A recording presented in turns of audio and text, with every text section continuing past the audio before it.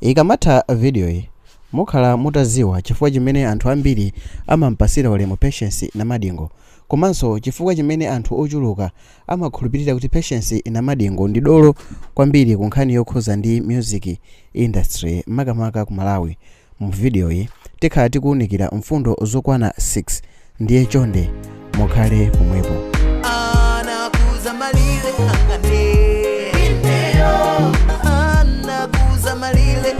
Mfundo yoyamba imene mukuyenera kumuzindikira Namadingo kuti ndi dolo ndi nkhani yokhuza ndi kukhala ambassador wa ma brand komanso ma company osiyanasiyana.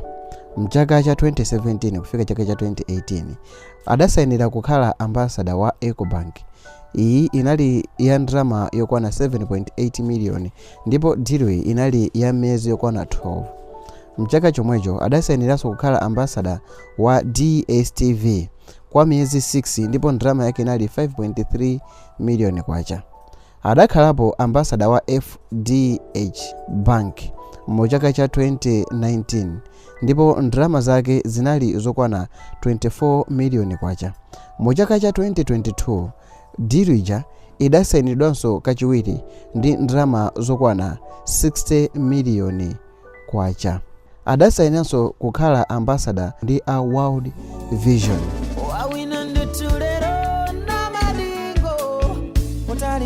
Mfundo number 2, nkhani zokhuza zachifundo. Yes, iyeyo adachita raise ndalama imene inathandizira agide kuzera ku FDH Bank. Namadingo anabweretsa poyera agide Sichalamanda ndipo adayimba mash up ija imene idapeza 300 million views pa TikTok. Ihitu ndi greatest views imene sidachitikeponso ku Malawi. Tikhonza kutenga ma video onse a Malawi apa YouTube ndikuwaphatikiza ma views ake sangafike pamenepa. Iyeyi Patience Namadingo anayimaponso ngati chifanifani pofuna kutolera ndalama ya William Kachigamba. Ijatu ndalama imene ankafuna kuti ikamuthandizire nyamata amene iyi ku chipatala cha cancer mziko la Zambia. Izi zidachitika ngakhale kuti Patience Namadingo anali asanakumane nawo William in person. Iyeyi adalinso pa forefront kuthandizira ana amene anabadwa onyenchera kusalima. Ndikukhulupirira kuti mwakumbukira iyeyo kubwera poyera zidachitisanso kuti amabungwe ena alowererepo zimene zidapangitsana kuti mayuja adapeza nyumba mosavuta pothandizidwa ndi amabungwe. Kubweresedwa poyera kunachitika ndi Patience Namadingo. Adachitapo raise fund ku orphanage ya kwa Ngabu kuchomene machita kuti Pashero. Iyeyi adapanga convoy kuchokera ku Blantyre kupita ku Chikwawa imene idathandizira kupeza ndalama zimene zidathandizira denga la nyumba imene.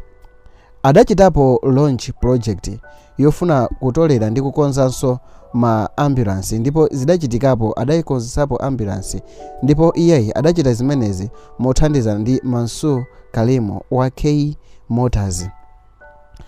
Patience Namadingo ndi oyimba ekhayo amene anabweretsa poyera ma artist angapo, monga mmodzi mwa iwo ndi oyimba uja amene amadziwika bwino Madesi, kuphatikizapo Rio, kuphatikizapo anabweretsa poyera Mtendere kwaya. Iyeyi adajambulaponso kanema wina oonesa kuyipa komanso kuonongeka kwa msewu wa kunthalire. Izi zidabweretsa poyera mavuto amene anthu amakumana nawo. Kuphatikizapo Patience Namadingo anaperekanso njinga ya moto pa chipatala china chimene chimatchedwa kuti Chendo kumeneko kukhale kuchitipa. Iyeyo adakwanisaponso kutolera ndalama yokwana 15 million kwacha kuti akonzesere chipinda cha ana amene odwala cancer pa chipatala cha Queen Elizabeth. Zidamutengera masiku okwana 40 pamene ankayimba yekha ndi gitara yake potolera ndalama. Ngati simunakhutisidwebe kuti Namadingo ndi dolo, yembekezani mumve mfundo number 3. Adakwanisapo kuzazisa mashow onse ochitikira mkati mwa holo kapenanso kuti kunja kwa holo okuti kwangukhala chimpanda chachikulu. Iyeyi Patience Namadingo adakwanisaponso kuzazisa mashow ma areas monga Mozambique, ku Zambia komanso ku South Africa. Mfundo number 4, ngati simukukhutitsidwabe kuti Namadingo ndi dolo, iyeyo ndi self-made. Pamene oyimba ena amene ali oziwika bwino kwambiri amatchukira kuzera kuzipembedzo kapena kuti mwina kupanga zinthu za ndale, Namadingo anabwera yekha amene poyera kuchokera ku scratches pamene ankayimba nyimbo zimene anthu ambiri ankazitenga ngati zopanda asogolo kwenikweni kufikira mchaka cha 2010.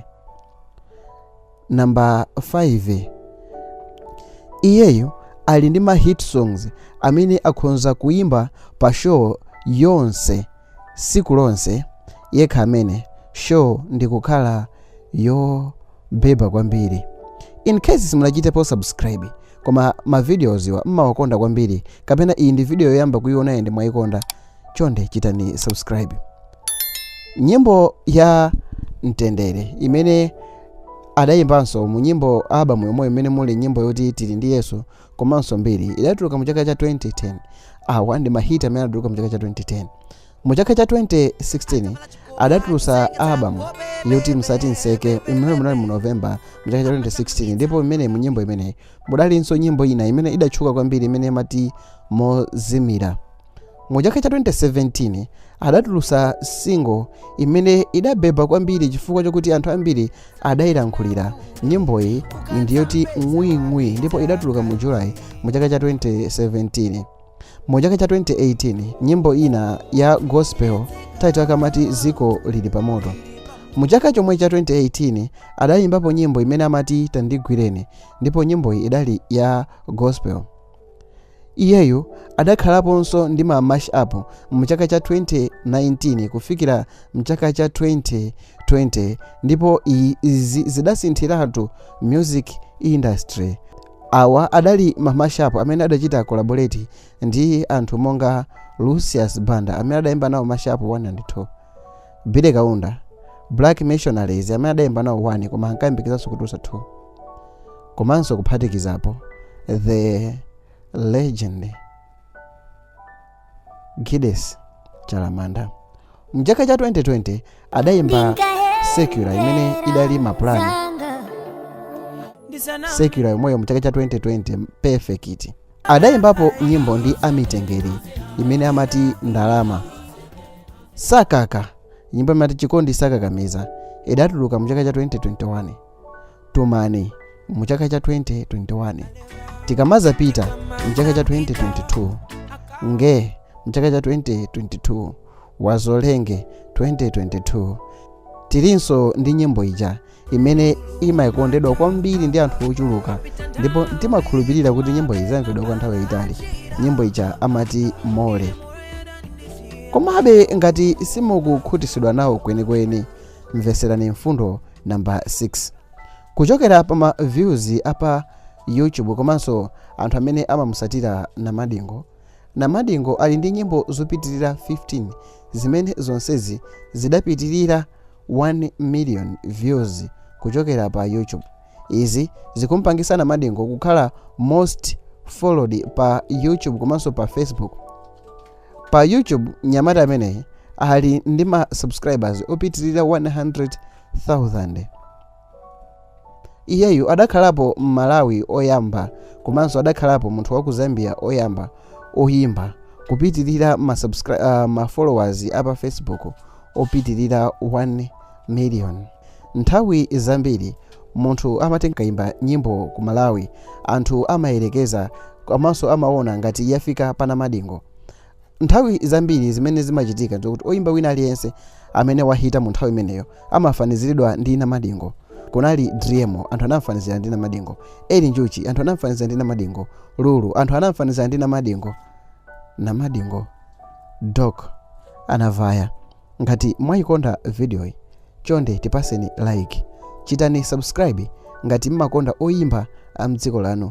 Sam Mavita TV, more than just entertainment. Onani ma video enawo please. WhatsApp masiku ano yakhala njira yokhazikika kwambiri imene anthu ambiri akumagwiritsa ntchito kutumizira mauthenga osiyana-siyana. So musiku la lero mulole ndikupaseni njira zingapo zimene mungathe kugwiritsa ntchito kuphatikizapo kuti mahopu anu atakublokani mukhonzabe kuwatumizira message. Simukadi yanu palibe amene angaitenge wina ndikusegulira WhatsApp wake kuti azigwiritsa ntchito. Tiyeni mukhale pomwe pamene ndikukubweretserani ma settings angapo amene mukhonza kugwiritsa ntchito